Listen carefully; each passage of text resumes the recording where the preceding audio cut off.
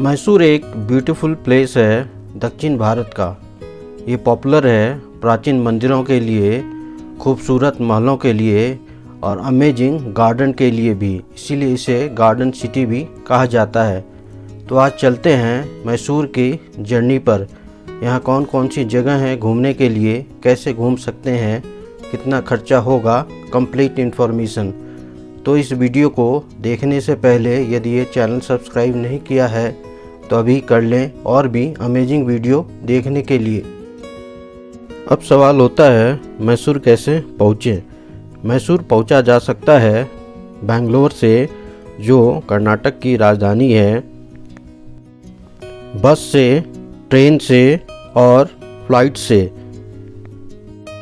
यदि आप ट्रेन से बेंगलोर पहुंचते हैं तो बेंगलोर से ही बहुत सारी ट्रेनें चलती है मैसूर सिटी के लिए और टोटल ट्रैवल टाइम है ट्रेन का 2.5 घंटे का।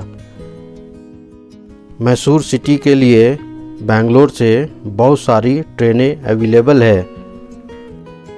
बेंगलोर रेलवे स्टेशन के बगल में ही है बेंगलोर का बस स्टैंड, जहां से डायरेक्ट बसें चलती है मैसूर सिटी के लिए और बस का टोटल ट्रैवल टाइम 3 घंटे का है। साधारण बसें, लग्जरी बसें और वॉल्वो बसें, तीनों तरह की बसें अवेलेबल होती है बेंगलोर के बस स्टैंड से मैसूर सिटी के लिए। मैसूर पहुंचने के बाद अब सवाल होता है होटल कहां पर बुक करना चाहिए। तो होटल गवर्नमेंट बस स्टैंड के बगल में ही बहुत सारे होटल हैं, तो बेस्ट ऑप्शन होगा उन्हीं के आसपास होटल बुक करें, क्योंकि वहीं पर सिटी बस स्टैंड भी अवेलेबल है और टैक्सी स्टैंड भी है। और यदि रेंट करके स्कूटी या बाइक हायर करके घूमना चाहते हैं मैसूर शहर को, तो वो भी वहीं पर अवेलेबल है।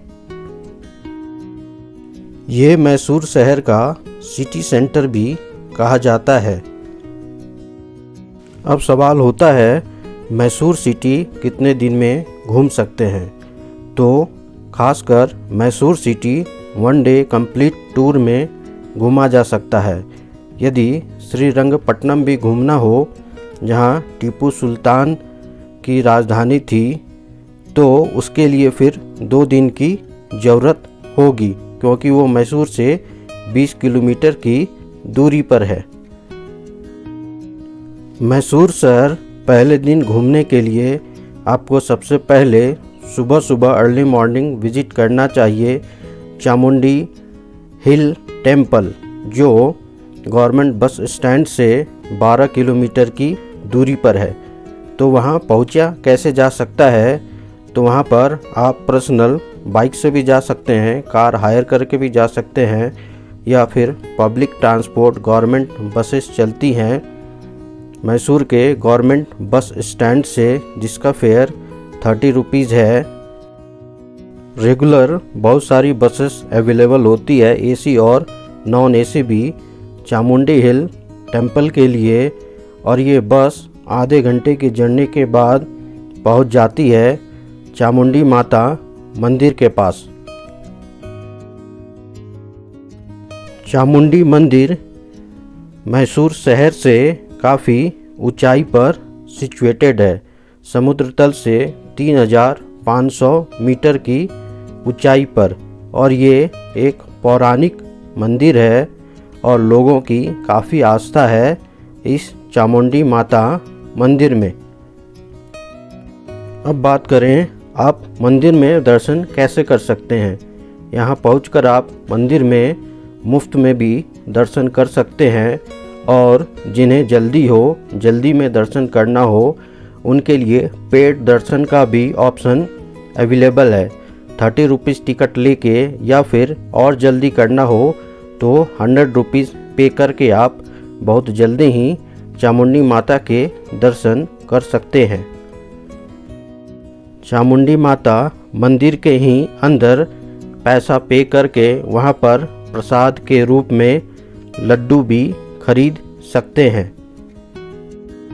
यहाँ पर 1 घंटे के समय में आप चामुंडी माता के दर्शन कर सकते हैं और वापस भी जा सकते हैं। और यहाँ पर बहुत सारे धर्मशाला हैं स्टे करने के लिए, और खाने के लिए भी ढेरों ऑप्शन हैं। चामुंडी माता का मंदिर काफ़ी ऊंचाई पर सिचुएटेड है और यहाँ से मैसूर शहर का नज़ारा बहुत ही खूबसूरत दिखाई देता है। ये चामुंडी हिल के पास गवर्नमेंट बस स्टैंड है, जहाँ पर बस पकड़ के आधे घंटे का सफ़र तय करके आप next tourist place Mysore palace पहुँच सकते हैं, जो गवर्नमेंट बस स्टैंड के बगल में ही 1 किलोमीटर की दूरी पर सिचुएटेड है। मैसूर शहर पुराना है लेकिन प्री प्लान्ड सिटी है। यहाँ पर चौड़ी चौड़ी सड़कें हैं, जिसके कारण ट्रैफिक ना के बराबर होता है। और ये पहुँच गए हैं मैसूर पैलेस के एंट्रेंस पॉइंट के पास। यहाँ से टिकट परचेज करके अंदर इंटर कर सकते हैं। 100 रुपीज़ टिकट का कॉस्ट है पर पर्सन का। ये मैसूर पैलेस सबसे पॉपुलर टूरिस्ट पॉइंट है पूरे मैसूर सिटी का। इस मैसूर पैलेस में 13वीं शताब्दी से लेकर 19वीं शताब्दी तक वाडेयर वंशज ने शासन किया था। मैसूर पैलेस को कंप्लीट घूमने के लिए 1 से 1.5 घंटे का पूरा समय चाहिए। मैसूर पैलेस को घूमते हुए वहाँ की खूबसूरती देखते ही बनती है, जो एक अद्भुत नमूना है हिंदू और मुग़ल आर्किटेक्ट का। इस खूबसूरत पैलेस को अभी भी संजो के रखा हुआ है, तो इसकी खूबसूरती अभी भी देखने में बहुत ही अमेजिंग लगती है। मैसूर पैलेस एक अमेजिंग जगह है, तो ये एक मस्ट विजिट प्लेस है यदि मैसूर सिटी विजिट करते हैं तो।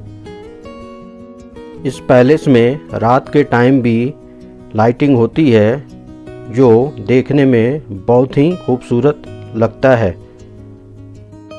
नेक्स्ट टूरिस्ट डेस्टिनेशन है मैसूर जू, जो मैसूर पैलेस से 2 किलोमीटर की दूरी पर सिचुएटेड है और 100 रुपीज़ एंट्री फ़ी देकर इस जू को एक्सप्लोर किया जा सकता है, जहां पर तरह तरह के अलग तरह के एनिमल देखने को मिल जाते हैं, चाहे वो जेब्रा हो, एलिफेंट हो या फिर गैंडा हो।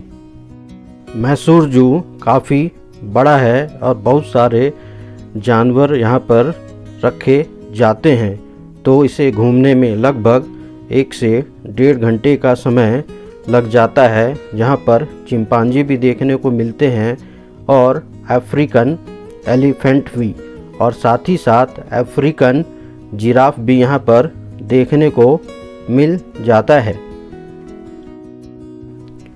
इस मैसूर जू को घूमने के बाद लास्ट टूरिस्ट डेस्टिनेशन है मैसूर सिटी का सबसे अमेजिंग और खूबसूरत वृंदावन गार्डन, जो मैसूर सिटी से लगभग 20 किलोमीटर की दूरी पर है।